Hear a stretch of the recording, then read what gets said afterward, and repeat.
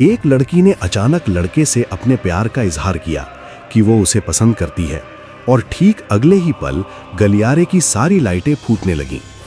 दरअसल हाल ही में लड़के को एहसास हुआ था कि उसके आसपास चीजें अजीब तरीके से गिरने लगी हैं। मिसाल के तौर पर अभी अभी उसने फुयुमुरा के सिर पर एक धागा देखा और उसे हटा दिया, लेकिन बाद में उसे लगा कि ये बहुत ज्यादा निजी हरकत थी। फुयुमुरा ने कहा कि कोई बात नहीं और लड़के को बहुत विचारशील बताया, जिसके तुरंत बाद पास रखा पेन और इंकवेल जमीन पर गिर पड़े। लड़का अब गिनती भी नहीं रख पा रहा था कि ये कितनी बार हो चुका है। इस बारे में वो सिर्फ फुयुमुरा और अमाया से बात कर सकता था, क्योंकि वही जानते थे कि वो सांता क्लॉज में बदल सकता है। उसे महसूस हो रहा था कि उसके अंदर की सांता क्लॉज शक्ति दिन ब दिन बढ़ रही है। फुयुमुरा समझ नहीं पा रही थी कि चीजें गिराने वाली इस शक्ति का क्या फायदा है। लड़का सोचने लगा कि शायद उसका कद सिर्फ 161 सेंटीमीटर होने की वजह से शक्ति बाहर लीक हो रही है, और अमाया से पूछा कि वो कितना लंबा है। अमाया ने कहा 170 सेंटीमीटर, लेकिन तभी पीछे का फूलदान गिर पड़ा। अमाया ने अटकल लगाई कि शायद झूठ बोलने पर यह शक्ति सक्रिय होती है, और मजाक में कहा कि वो तो असल में 168 सेंटीमीटर का ही है, पर किसी ने कभी सुना नहीं कि सांता क्लॉज को झूठ से नफरत है। फिर उसने अनुमान लगाया कि सांता क्लॉज बुरे बच्चों को उपहार नहीं देते, इसलिए अच्छे बुरे की पहचान के लिए कोई तरीका चाहिए होगा। शायद बुरे बच्चे के सामने चीजें गिरकर उसे जगा दें ताकि पकड़े न जाएं और चले जाएं।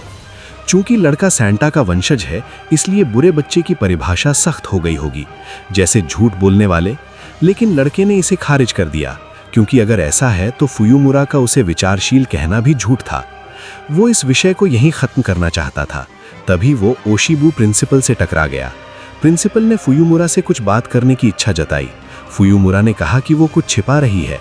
उसे लड़के से पहली नजर में ही प्यार हो गया था। जैसे ही ये शब्द निकले, गलियारे की सारी लाइटें फट गईं और तीनों डरकर भागे। अब पूरी तरह पक्का हो गया कि लड़के की नई शक्ति झूठ पहचानने की है। वे इसका इस्तेमाल ओनो को ढूंढने में कर सकते थे, लेकिन प्रिंसिपल को कोई जल्दी नहीं थी। स्कूल के इलाके में कोई उनके हाथ से बच नहीं सकता। फिर तीनों कमरे में पहुंचे और ओनो के गायब होने की चर्चा दोबारा शुरू की, जहां हर कोई अपनी राय दे रहा था। फुयुमुरा ने अचानक पूछा कि अभी कौन बोल रहा था।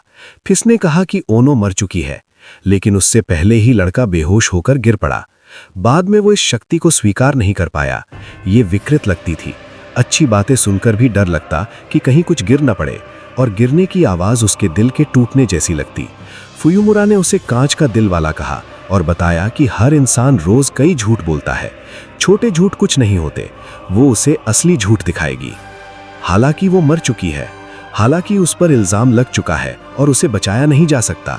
उसे भूल जाओ, भले वहां संदिग्ध हो, कोई बात नहीं, जल्दी से उसे भूल जाओ, आगे बढ़ो। ये शब्द बार बार दोहराए जा रहे थे, जैसे कोई दर्दनाक लूप। ओह, फुयुमुरा का हाथ बहुत ठंडा है। अगर दिल को गर्म करने वाली बातें कहो तो वो गुस्सा हो जाएगा। जल्दी से उसे भूल जाओ, आगे बढ़ो। लड़का सोचने लगा कि क्या सांता क्लॉज वंशज होने का मतलब यही है। ठीक जब फुयुमुरा कहने वाली थी कि उसके पास भी कुछ कहना है, तभी अचानक गोली की आवाज गूंजी और गोली लड़के के कंधे में लग गई।